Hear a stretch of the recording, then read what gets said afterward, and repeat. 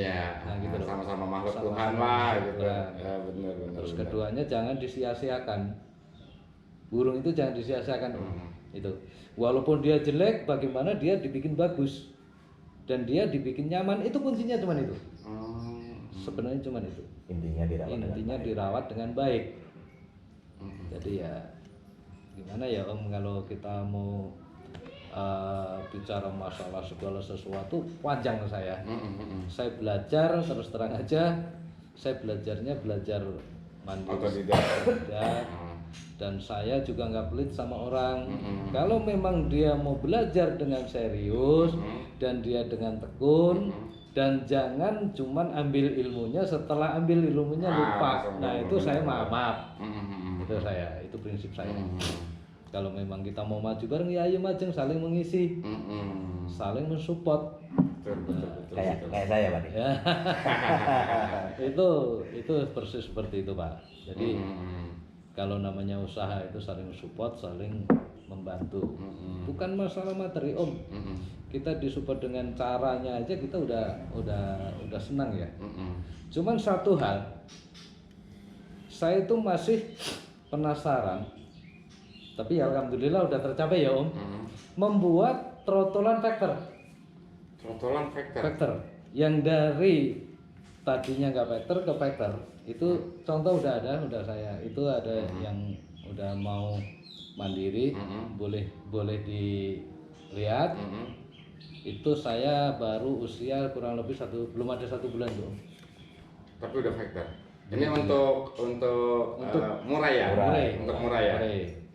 Nah itu memang tadinya saya sempat nanya ke orang-orang bagaimana caranya untuk bikin ini vektor. Ternyata dia belum bisa memberi solusi, tapi setelah saya pelajari sendiri, oh ternyata seperti ini.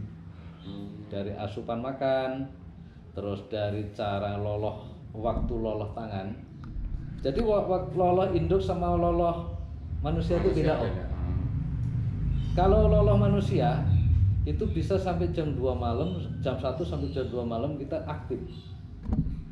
Karena kalau di indukan dia kan nggak ada cahaya. Dan indukan dia mau makan itu, mau ngambil makanan dia kan buram ya Om. Nah di situ untuk memperlambat pembesaran besar induk itu sebenarnya itu. Tapi kalau kita loloh itu kita bisa 15 menit, setengah jam. Nah kalau udah mulai besar itu paling setengah jam baru kasih sekali lagi. Mulai besar lagi 45 menit baru dikasih lagi. Nah nanti udah mulai nangkring itu lebih aktif lagi Om, bisa 15 menit sekali kasih makan. Karena dia mulai aktif loncat-loncat, kena lampu, kena inkubatornya, dia tambah gesit nih, dia perlu nutrisi. Nah itu kita aktif. Berhenti jam 2 malam kalau saya. Jam 2 malam, dari pagi sampai jam 2 malam. Dari pagi itu. Makanya kalau saya lagi ada anakan banyak, trotolan banyak, ya maaf saya diminta Pak, tolong bisa kesini enggak? Saya daripada pergi tapi ninggalin anakan sekian banyak nantinya mati, ya saya mending di rumah. Iya. Tanggung jawabnya soalnya apa Pak De ya? Nah, itu sebenarnya lebih bagus di loloh manusia. Ya karena cara ngasihnya makanan itu nutrisi kita tambah. Dan setelah dia makan mulai ngebor, itu ada treatmentnya sendiri Om, untuk menambah tulang. Oh iya, nutrisi tulang. Nah itu ada lagi kalsiumnya itu. Kalau saya dulu sering bikin racikan sendiri ya. Nah mulai sekarang saya bikin racikan lagi. Itu khusus untuk lolohan. Yang lagi mau ngebor itu saya bikin racikan lagi. Kalau ada teman-teman yang mau ini, boleh suruh datang sini. Nah, ini Pak De. Ya. Oh, biar teman-teman pada tahu nih, alamatnya di mana Pak De? Saya alamatnya Kampung Parung Serap, RT 05, RW 2, nomor 82. Widodo Murai. Ya. Nah, sekarang ini teman-teman nih pengen merambah ke Kacer nih. Nah, Kacer itu siapkan tempat. Siapkan tempat, tapi saya juga harus lihat tempatnya Om. Kalau tempatnya tidak memadain, burung sebagus kayak apapun nggak akan jadi. perlu kelembapan, perlu tenang, perlu tempat tertutup. Jadi kacer itu sebenarnya tidak sembarangan Om.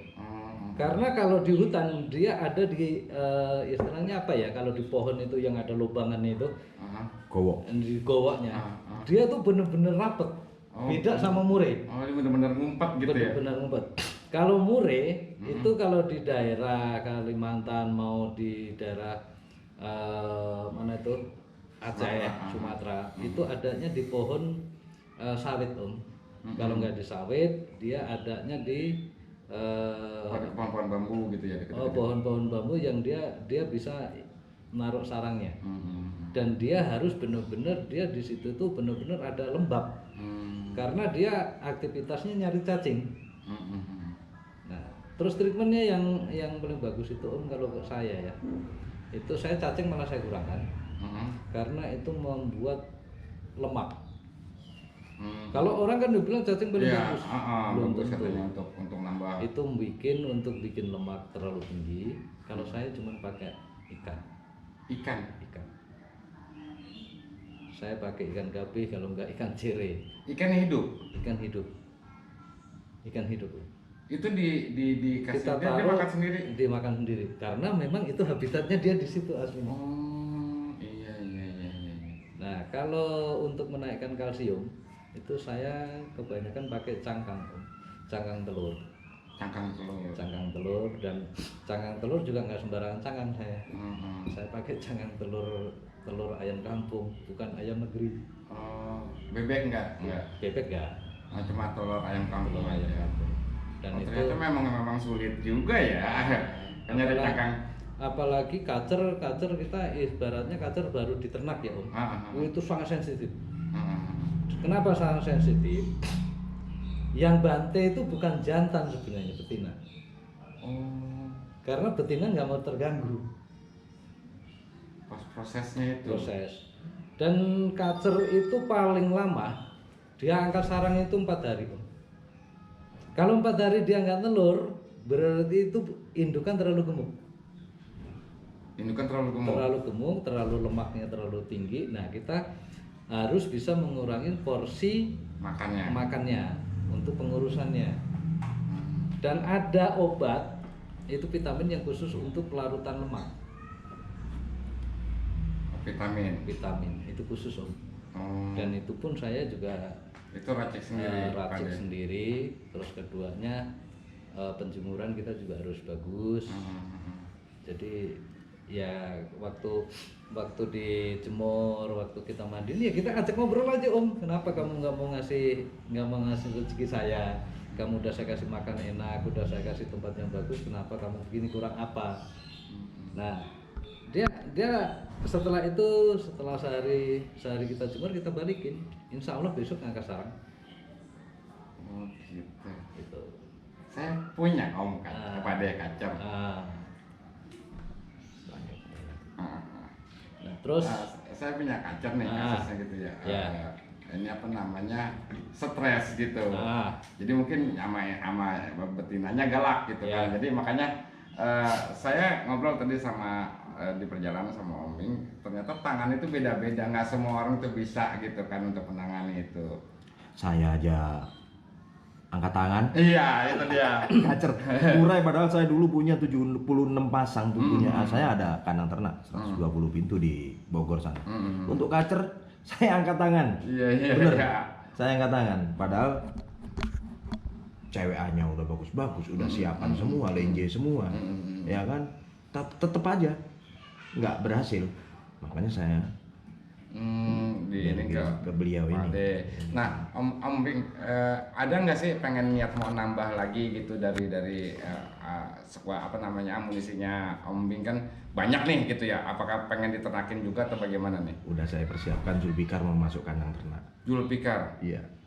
Karena ya umur ya. Zulfikar sudah ikut saya aja, dia udah 6 tahunan.